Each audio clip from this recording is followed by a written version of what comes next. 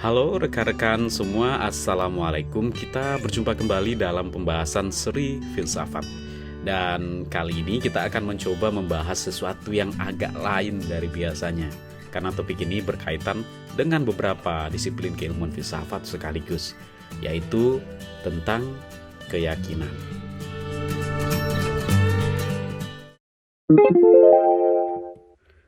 Pembahasan keyakinan pada dasarnya merupakan pembahasan yang mendasar dan bersinggungan dengan seluruh cabang utama filsafat seperti ontologi, epistemologi, dan juga bisa aksiologi. Yang secara khusus pembahasan ini dapat ditemukan dalam kajian logika, filsafat ilmu, filsafat agama, dan juga etika. Nah, di dalam video kali ini kita akan mencoba untuk menjawab 4 pertanyaan utama yang dipandang sesuai dengan pembahasan keyakinan. Pertanyaan pertama yaitu, apa sih keyakinan itu? Yang kedua, apakah ketika meyakini sesuatu membuat sesuatu itu menjadi benar? Pertanyaan ketiga, apa makna dari percaya bahwa sesuatu itu ada? Dan pertanyaan keempat, apa makna dari yakin kepada sesuatu? Baiklah, kita masuk ke pertanyaan pertama, yaitu apa itu keyakinan? Pernahkah kalian berpikir mengenai apa sih sebetulnya yang kita sebut dengan keyakinan itu? Dan mengapa di beberapa kondisi atau beberapa kelompok itu ada upaya yang sangat besar gitu ketika mempertahankan keyakinan yang mereka sudah percayai begitu saja selama bertahun-tahun gitu. Oke, rekan-rekan semua, keyakinan itu sendiri pada dasarnya adalah suatu sikap mental manusia gitu, atau cara kita atau cara manusia itu menerima sesuatu sebagai hal yang benar, ya, atau suatu perasaan di dalam diri manusia yang seakan-akan mengatakan ini loh yang benar gitu. Nah, dari asumsi ini kita bisa mengatakan bahwa seharusnya sesuatu yang disebut keyakinan itu ya harusnya rasional gitu. Minimal dengan cara yang ditunjukkan dalam mempertahankan keyakinan itu ada desakan epistemik yang sangat kuat mengenai harus hadirnya bukti atau evidence atas apa yang disebut dengan keyakinan atau apa yang diyakini tersebut. Namun meski demikian, kita juga di saat yang sama sering dipertontonkan pada kenyataan bahwa keyakinan itu ternyata tidak melulu soal rasional saja. Kita mendapati bahwa ada keyakinan-keyakinan yang justru tidak dapat diuji atau malah dipandang tidak perlu diuji kebenarannya. Ya. Keyakinan sejenis ini yang biasanya muncul dalam bentuk struktur kebenaran yang telah mendarah daging gitu, yang telah hadir secara menahun dan bahkan mungkin telah memberikan makna-makna asasiah bagi suatu kelompok tertentu atau cara pandang tertentu. Jadi bisa dikatakan bahwa keyakinan itu ada yang berbasis rasional dan ada juga keyakinan itu yang sepenuhnya berbasis kepada perasaan. Oke, pertanyaan pertama tadi memunculkan suatu pertanyaan baru, yaitu apakah ketika kita meyakini sesuatu, maka sesuatu yang diyakini itu menjadi benar? Dari sudut pandang rasional, keyakinan seharusnya tidak serta-merta membuat objek yang diyakini itu menjadi mutlak benar. Loh, mengapa kok demikian? Karena untuk dapat yakin pada sesuatu, manusia sebetulnya membutuhkan kenyataan yang independen dari keadaan subjektif manusia itu sendiri. Seperti contoh, keyakinan pada matahari yang terbit dari timur hanya akan benar jika ada kenyataan independen mengenai kondisinya itu untuk dapat mengafirmasi kondisi tersebut. Dengan kata lain, dibutuhkan data real yang berkorespondensi dengan narasi keyakinan mengenai memang terbitnya matahari dari ufuk timur. Begitu pula keyakinan bahwa perubahan iklim hanya akan benar, ya, sebagai sesuatu yang merusak jika ada kondisi koheren di mana didapatkan ulah jahat manusia yang selalu membakar sampah, kemudian berlebihan di dalam memproduksi emisi seperti limbah-limbah transportasi dan segala macam, yang kemudian itu memunculkan jenis emisi tertentu. Dengan kata lain, keyakinan atau narasi keyakinan selalu membutuhkan argumentasi yang kuat atau minimal terdapat sumber informasi yang koheren atau kemudian terdapat pengalaman yang sangat tegas yang mendukung keyakinan tersebut. Oke, selanjutnya kita tadi sudah membahas mengenai arti awal dari keyakinan dan juga telah membahas sedikit mengenai hubungan keyakinan dan kebenaran. Mungkin ada yang menyadari atau ikut bertanya-tanya, lalu apakah hubungannya antara keyakinan itu dengan kepercayaan? Hal ini mengingat kepercayaan pada sesuatu biasanya sering berkaitan dengan keyakinan mengenai sesuatu itu. Sebetulnya asumsi yang dilandaskan pada kepercayaan itu mirip dengan esensi pertanyaan kedua yang sebelumnya telah kita bahas. Apakah kepercayaan itu berkaitan langsung dengan eksistensi dari sesuatu yang dipercaya itu? Seperti contoh dalam pernyataan, misalkan saya menyatakan bahwa saya mempercayai Tony. Setidaknya ada dua makna yang bisa muncul dari pernyataan di atas.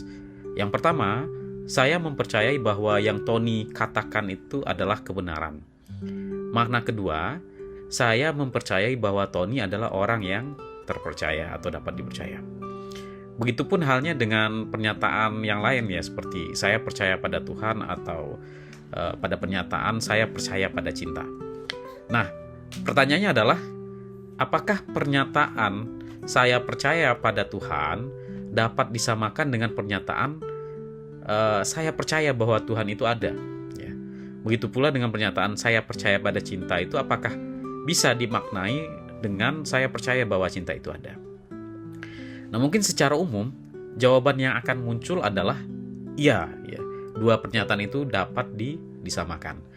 Namun jika kemudian dilakukan elaborasi yang lebih jauh, lebih mendalam, apakah ketika orang menyatakan bahwa saya percaya pada cinta itu betul-betul bermakna bahwa cinta tersebut benar-benar ada? Ya, jadi secara literally itu ketika dia menyatakan bahwa cinta itu atau dia percaya pada cinta, maka pada waktu itu juga cinta itu betul-betul ada atau minimal pernah ada atau justru akan ada. Nah, khusus dalam kasus cinta ini kita bisa melihat bahwa ternyata kemutlakan bahwa cinta itu harus benar-benar hadir di saat orang menyatakan percaya kepada cinta bukanlah sebuah kemestian. Karena bisa saja orang mengungkapkan bahwa dia percaya pada cinta itu justru ketika kondisinya sedang tidak mendapat atau menemukan cinta sama sekali. Maka dalam titik-titik analitisnya ini, kondisi cinta ini sebetulnya mirip dengan keimanan. Dengan demikian maka bisa kita katakan bahwa makna mempercayai bahwa sesuatu itu ada memungkinkan kondisi yang benar dalam tanda kurung positif dan sekaligus tidak benar atau negatif dalam kaitannya ketika berurusan dengan realitas yang bersifat jasmaniah.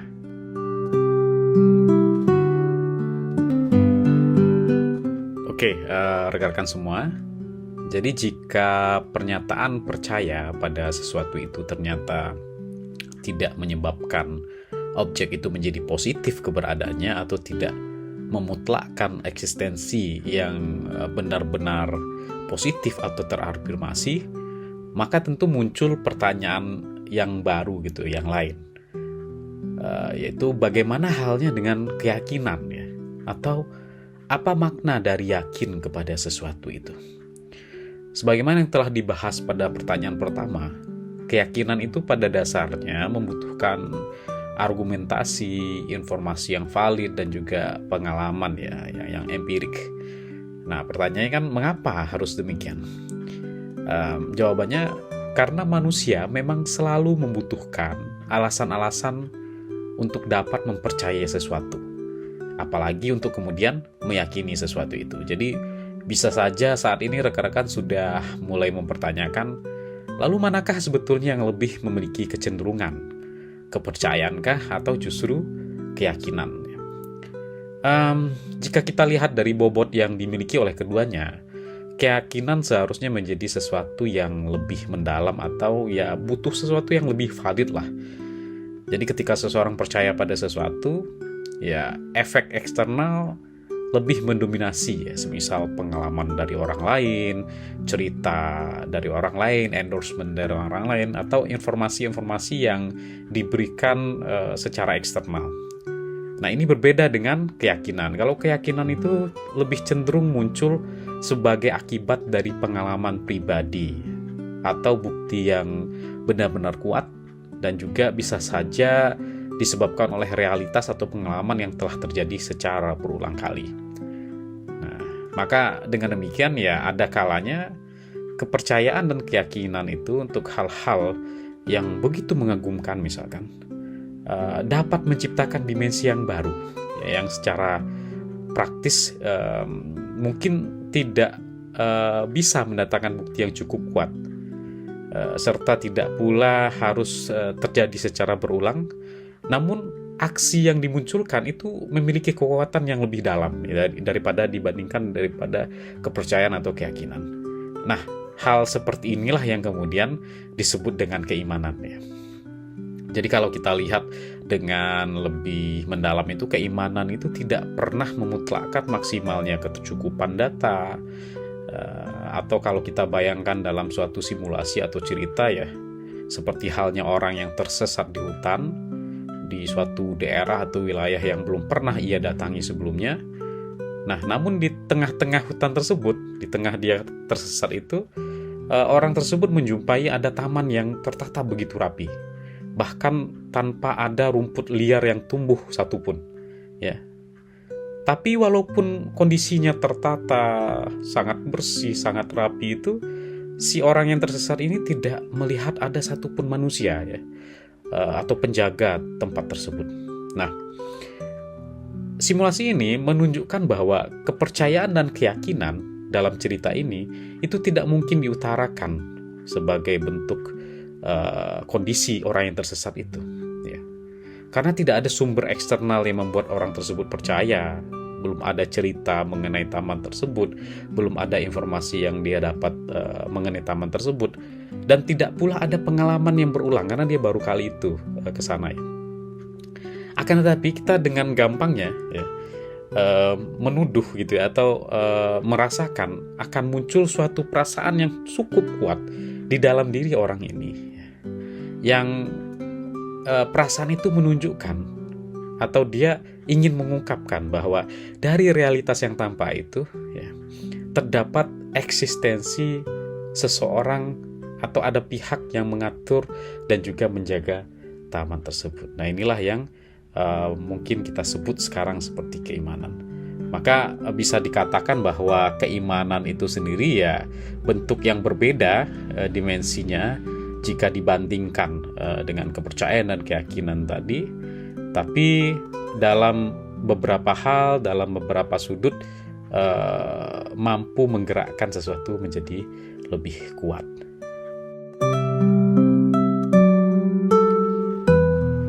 Dengan demikian, keyakinan menjadi suatu kondisi dan posisi yang unik di dalam perasaan atau mentalitas manusia. Keyakinan dalam bentuk umumnya kemudian memiliki relasi dengan penerimaan eksistensi sesuatu. Meskipun rekan-rekan bisa melihat bahwa memang ada hal-hal yang valid yang menjadi syarat dari kemunculan keyakinan, namun sebagai sebuah kondisi mental di dalam diri manusia ya, keyakinan itu kemudian memiliki kecenderungan untuk lebih mengadakan sesuatu daripada menihilkannya. Nah, tentu saja jawaban-jawaban yang tadi ya, penjelasan-penjelasan yang tadi itu masih akan terus memunculkan pertanyaan-pertanyaan baru yang bersifat reflektif. Mungkin pertanyaan seperti apakah sesuatu yang memiliki nilai salah itu kemudian membatalkan keberadaannya kah? Atau apakah sesuatu yang tidak berguna bagi kehidupan tetap harus diyakini? Kemudian apakah keyakinan yang benar itu memang betul-betul independen dari manusia? Atau apakah keyakinan yang benar itu berada dalam kerangka konseptual yang dikuasai manusia atau tidak gitu. Nah, pertanyaan-pertanyaan ini tentu saja merupakan sesuatu yang bisa kita jawab bersama ya dan mudah-mudahan menjadi sesuatu yang bisa men-trigger diskusi-diskusi di pertemuan atau pembahasan kita selanjutnya. Terima kasih teman-teman. Mungkin pembahasan kita mengenai atau tentang keyakinan ini sudah mencapai akhirnya. Semoga kita bisa berjumpa lagi di pertemuan selanjutnya dan tetap semangat di dalam membaca, tetap semangat dalam berpikir. Sampai jumpa. Wassalamualaikum.